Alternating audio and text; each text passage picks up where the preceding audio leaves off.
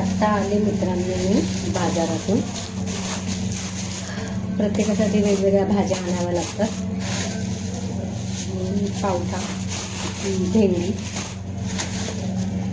त्याच्यामध्ये काय आहे, वांगी आणि शिमला मिरच्या. आता काय भाजी बनवू त्याच्यासाठी पण विचार करायचा आहे मला. हाय मित्रांनो, माझं जेवण ऑलमोस्ट झालंय बनवून. ही बघा, ही बनवली मी पावट्याची भाजी. मगाशी तुम्हाला सांगितली. परत ती भेंडीची भाजी, साजूक तुपावरील फोडणी घातलेलं कढी, मस्त गरम गरम पोळ्या. काय बनवलं जेवायला? मी बनवलंय, सांग बघू मी काय बनवलं असेल. वाव, भेंडीची भाजी, चपाती. छान रे.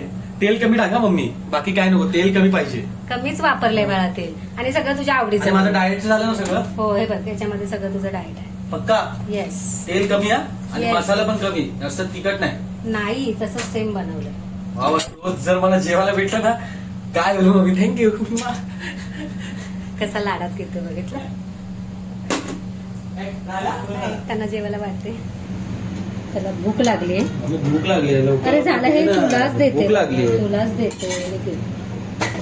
झालं तुझं रेडी. या मित्रांनो जेवायला तुम्ही पण. हे घे. या. Bye bye.